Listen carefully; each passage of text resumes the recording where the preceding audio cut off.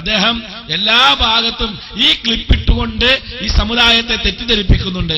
ആ ഭാഗം ഒന്ന് നിങ്ങൾ കണ്ടു. പിന്നെ ഒന്നുകൂടി ഞാൻ പറയാം, നബി സല്ലല്ലാഹു അലൈഹി വസല്ലമ തങ്ങളെ കള്ളം പറയുന്നവനാണെന്നും ദജ്ജാലാണെന്നും പറയുന്നത് ഞങ്ങളല്ല, അത് മുജാഹിദുകളാണ്. ഇടയ്ക്ക് മൗലവി എന്ന് വരണല്ലോ, നമ്മൾ മാത്രം പണിയെടുത്താ പോരാ, മൗലവിക്ക് ഒരു ചെറിയ പണി കൊടുക്കണല്ലോ. അതുകൊണ്ട് മുജാഹിദുകളുടെ നേതാവായ കെ വി അബ്ദുൽ ലത്തീഫ് മൗലവി അയാൾ പറയുന്നു, അള്ളാന്റെ റസൂല്, നിങ്ങൾ ഈ റസൂലുള്ളാ എന്നല്ല പറയാ, ശരിക്ക് റസൂലുള്ളാ എന്നല്ല നിങ്ങൾ പറയാ. നബിതങ്ങളെ കഥ അറിഞ്ഞ ഏറ്റവും കുരുത്തം കെട്ട ആളാണ് നബിതങ്ങൾ ഞങ്ങൾ പറയാ. മാത്രല്ല ശരിക്ക് പറയാൻ ഈ ദജ്ജാലാന്ന് പറയേണ്ടി വരും എന്നുവരെ കേരളത്തിലെ മുജാഹിദുകൾ പ്രസംഗിച്ചു. അവരെയാണ് റസൂലുള്ളാഹിനെ ഇകഴ്ത്തിയവർ. എന്റെ ഭാഷയിലല്ല, പറയട്ടെ കെ വി അബ്ദുൽ ലത്തീഫ് മൗലവി തന്നെ അല്ലേ. പ്രസവിക്കുന്നതിന് 2 മാസം മുമ്പ് തന്നെ ഭൂതലം വിട്ടുപിരിഞ്ഞു പിതാവ് നബിയെ പറ്റി. നമ്മളാണ് എന്ത് പറയും, ചെക്കന്റെ വയറ്റിൽ ഊരിയപ്പോഴേക്കും തന്ത തീർച്ചയായി. സുബ്ഹാനല്ലാഹ്. അവിടെ നിന്ന് കടന്നു. പിന്നെ 6 വയസ്സായപ്പോഴേക്കും ഉമ്മയും പോയി, ഉമ്മയും ബാപ്പിയും പോയി. പിന്നെ തൊഴിലൊക്കെ അബ്ദുൽ മുത്തലിബും പോയി, അബൂതാലിബും പോയി. ആരൊക്കെ സംരക്ഷിക്കാൻ വരുന്നോ, കഫാല താഴെ ഏറ്റെടുക്കുന്നോ ഓലൊക്കെ മരിക്കുകയാണ്. സത്യത്തിൽ നിങ്ങൾ അഷ്റഫുൽ ഖൽഖ് റസൂലുള്ളാഹി എന്നല്ല പറയാ അറിഞ്ഞാല്.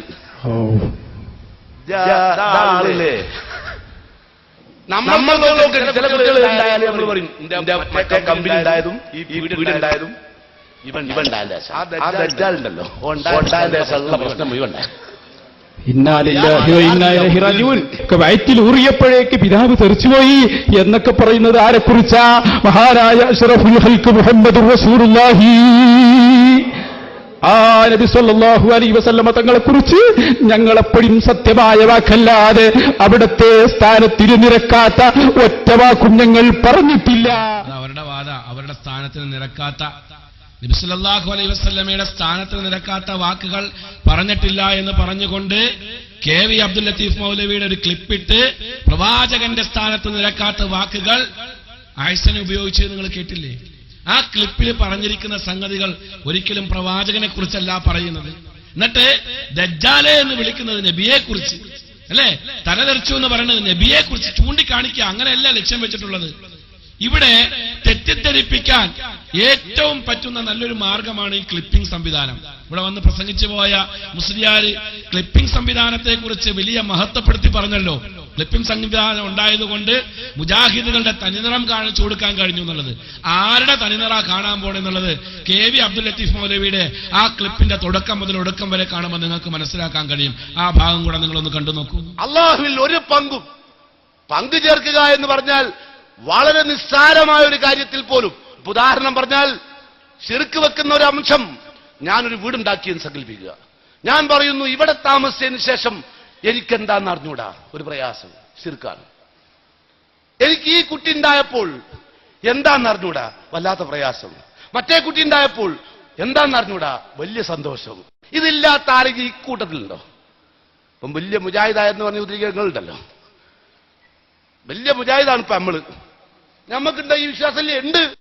പക്ഷേ മുഹമ്മദ് മുസ്തഫ സല്ലല്ലാഹു അലൈഹി വസല്ലമയുടെ ഭൂലോകത്തുള്ള ജനനം തന്നെ ആ വിശ്വാസത്തിന്റെ വേരിന് കോടാലി വെച്ചുകൊണ്ടാണ് മുഹമ്മദ് മുസ്തഫ സല്ലല്ലാഹു അലൈഹി വസല്ലം അവിടെ പിറന്നു വീണത് അല്ലേ. പ്രസവിക്കുന്നതിന് 2 മാസം മുമ്പ് തന്നെ ഭൂതലം വിട്ടുപിരിഞ്ഞു പിതാവ്. നമ്മളാണ് എന്ത് പറയും, ചെക്കന്റെ വയറ്റിൽ ഊരിയപ്പോഴേക്കും തന്ത തീർച്ചയായി. അവിടുന്ന് തന്നെ തുടങ്ങും. പിന്നെ 6 വയസ്സായപ്പോഴേക്കും ഉമ്മയും പോയി, ഉമ്മയും ബാപ്പിയും പോയി. പിന്നെ തൊടുന്നോലൊക്കെ അബ്ദുൽ മുത്തലിബും പോയി, അബൂതാലിബും പോയി. ആരൊക്കെ സംരക്ഷിക്കാൻ വരുന്നോ, കഫാലത്ത് ആരേറ്റെടുക്കുന്നോ ഓലൊക്കെ മരിക്കുകയാണ്. സത്യത്തിൽ നിങ്ങൾ അഷ്റഫുൽ ഖൽഖ് റസൂലുള്ളാഹി എന്നല്ല പറയാ അറിഞ്ഞാല്. ആളില്ലേ നമ്മൾക്കുള്ളതൊക്കെ ചില കുട്ടികൾ ഉണ്ടായാലും നമ്മൾ പറയും, എന്റെ മറ്റേ കമ്പനി ഉണ്ടായതും ഈ പീടുണ്ടായതും ഇവൻ ഉണ്ടായതിന്റെ ശേഷം, ആ ദജ്ജാൽ ഉണ്ടല്ലോ, ഓ ഉണ്ടായതിന്റെ ശേഷം ഉള്ള പ്രശ്നം മുഴുവൻ ഉണ്ടായി.